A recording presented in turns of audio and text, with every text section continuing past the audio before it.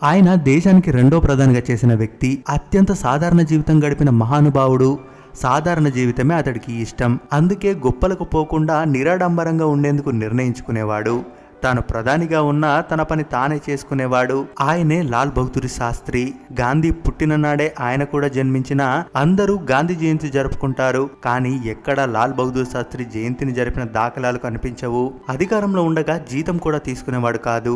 ఆ సమయంలో వారి ఇంటి పని మనిషి రాకపోతే తన పనులు తానే చేసుకునేవారట.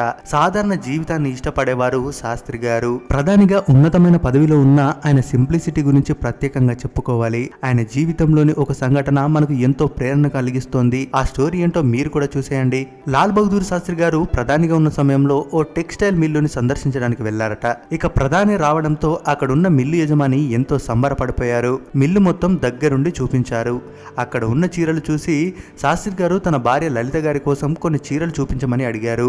వెంటనే మిల్లు యజమాని తమ మిల్లులో ఉన్న బెస్ట్ చీరలు తీసుకుని వచ్చి శాస్త్రి గారికి చూపించాల్సిందిగా సేల్స్ మ్యాన్ ని ఆర్డర్ వేశారు. ఇక ఆ యజమాని రకరకాల చీరలు తీసుకొచ్చి చూపించారు.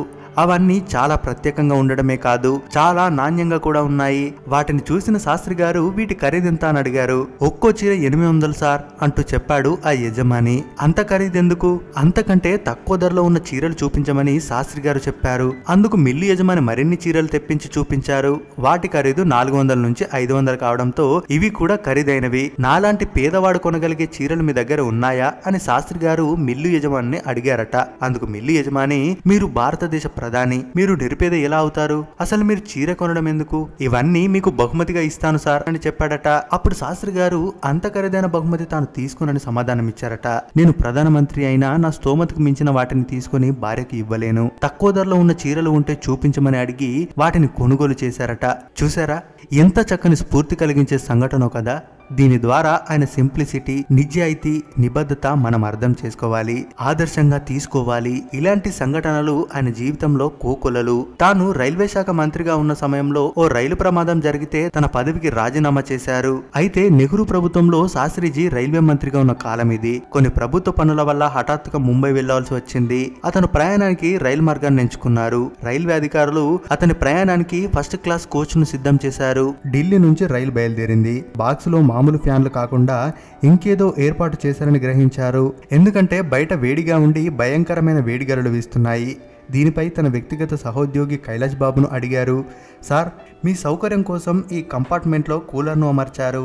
శాస్త్రిజీ కైలాష్ బాబు వైపు వంపు తిరిగి చూసి ఆశ్చర్యం వ్యక్తం చేస్తూ, కూలర్ పెట్టారా? నాకు చెప్పకుండా ఇలా ఎందుకు చేశారు? అంత వేడిలో ఉంటే మనం ఇలా ప్రయాణం చేయడం ఇష్టం లేదు. ప్రజలకు సేవకుడిగా ఉండాలనే కారణంగా నేను కూడా 3వ తరగతిలోనే ప్రయాణం చేయాలి. కానీ ఇది చేయలేకపోతే నేను చేయగలిగినంత చేయాలి. రైలు ఎక్కడ ఆగినా ముందు నా బోగిలో నుంచి ఈ కూలర్ని తీసేయాలి అన్నాడు. కూలర్ తొలగించిన తర్వాతే రైలు ముందుకు సాగింది. ఇక లాల్ బహదూర్ శాస్త్రి ప్రధానమంత్రిగా ఉన్నప్పుడు తన కుటుంబం కోసం ఓ కారును కొన్నారు. ఫియట్ కారుకు 12,000 కావాలి. కానీ ఆ సమయంలో శాస్త్రి గారి వద్ద 7,000 మాత్రమే ఉన్నాయి. పంజాబ్ నేషనల్ బ్యాంక్ నుంచి 5,000 లోన్ తీసుకుని కారు కొనుగోలు చేశారు. ఇది ఆయన వృత్తి ధర్మానికి ఓ మచ్చతునక లాంటి సంఘటన. ఇక భారతదేశం 1965 నుంచి 66 సంవత్సరాల్లో కరువును ఎదుర్కొంది. అప్పుడు శాస్త్రిజీ శ్వేత విప్లవం ద్వారా దేశవాసులందరినీ కరువు నుంచి బయటపడేయడానికి ప్రజలకు చాలా సహాయం చేశారు. కుటుంబ సభ్యులంతా ఇంటి వద్దే వరి, గోధుమలు పండించాలని కోరారు. ఈ ఉద్యమానికి బాసటగా లాల్ బహదూర్ శాస్త్రి గారు కూడా స్వయంగా వరి, గోధుమలను పండించారు. ఇలా తాను చెప్పింది తాను కూడా అనుసరించి చూపించారు. అయితే మీరు ఇంతవరకు వినని, చదవని సంఘటన ఒకటి చెప్తాను. తాష్కాట్ లో సమావేశం జరిగేటప్పుడు రష్యా ప్రధాని శాస్త్రి గారికి ఒక మంచి కోటును బహుకరించారు. తాష్కెట్ ఉజ్బెకిస్తాన్ లో ఉంది. అది నార్త్ పోల్ కు దగ్గర ఉండడం వలన చలి చాలా ఎక్కువగా ఉంటుంది. ఆ రోజు సాయంత్రం జరిగే పార్టీకి శాస్త్రి గారు ఆ కోటు ధరించి వస్తాడని బ్రెజ్నెవ్ అనుకున్నాడు. కానీ శాస్త్రి గారు మామూలు ధోతి, చొక్కా, దానిపైన తన పాత కోటు ధరించి చాలా సాధారణంగా ఎప్పుడు కనిపించేలాగానే వచ్చాడు. బ్రెజ్నెవ్ శాస్త్రి గారిని అడిగాడు, మీరు కోటు ఎందుకు వేసుకోలేదు అని. దానికి శాస్త్రి గారు, చూడండి, నేను ప్రధానమంత్రిని, నాకు ఏది కావాలన్నా వస్తుంది. అదిగో అక్కడ ఒక మనిషి ఉన్నాడు చూడండి, అతను నా డ్రైవరు. అతనికి ఇంత చలిని ఆపే కోటు కొనుక్కోగలిగే స్తోమత లేదు. అది అతనికి ఉపయోగపడుతుందని ఇచ్చాను అన్నాడు. ఆ సమాధానం వినగానే బ్రెజ్నెవ్ చాలా ఆశ్చర్యపోయాడు.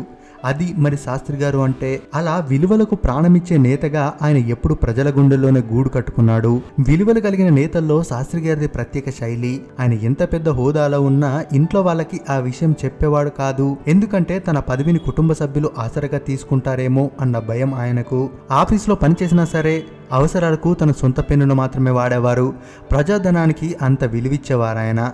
మరి అలాంటి గొప్ప వ్యక్తి గురించి మీరేమనుకుంటున్నారో మీ అభిప్రాయాన్ని కామెంట్ రూపంలో తెలియజేయండి. మరిన్ని ఇలాంటి వీడియోస్ కోసం మన ఛానల్ని సబ్స్క్రైబ్ చేసుకోవడం మాత్రం మర్చిపోవద్దు.